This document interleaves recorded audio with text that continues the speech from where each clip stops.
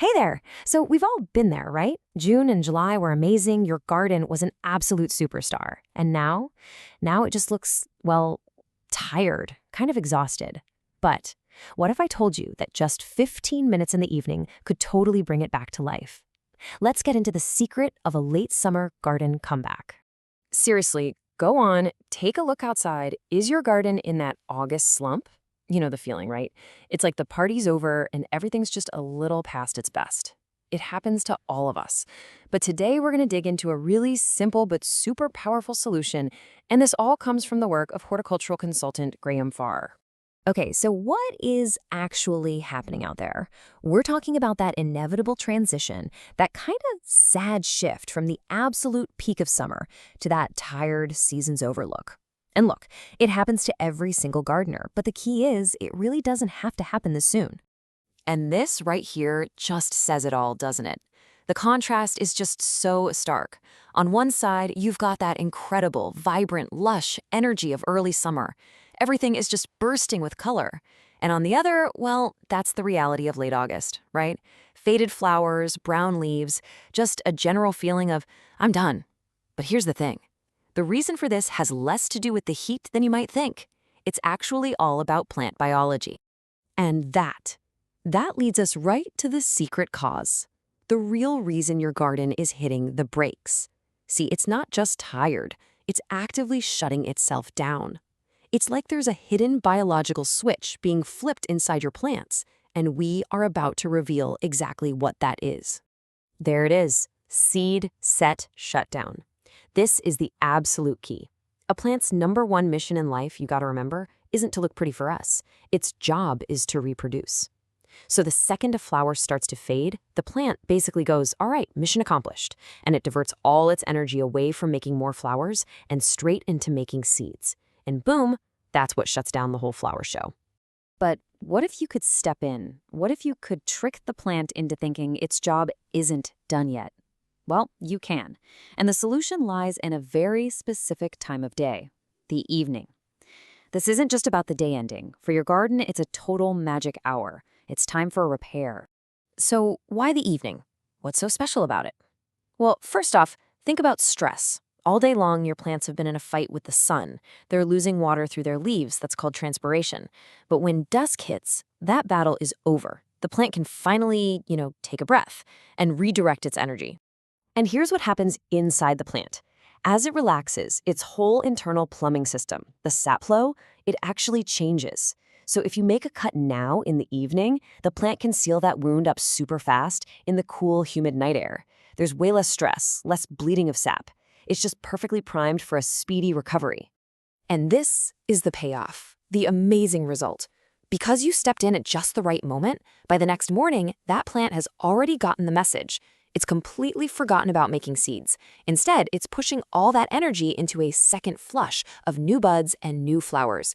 You've basically hacked its system and tricked it into another bloom cycle. It's brilliant.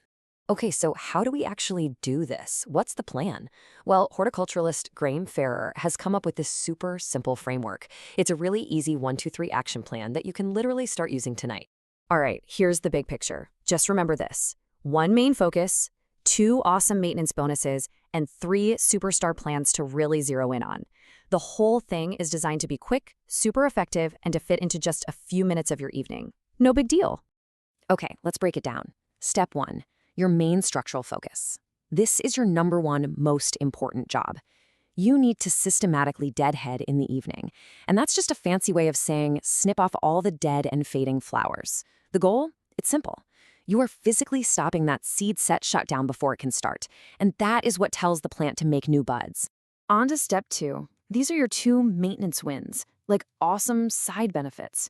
While you're out there deadheading, 2 great things are happening. First, if you water now, it's way more effective. The water soaks deep into the soil instead of just evaporating. And second, it's just pure pleasure. Snipping plants like roses or lavender at dusk releases all their essential oils. It literally turns a chore into a relaxing, amazing smelling experience. And are we talking a small difference here? No way. It's a huge one.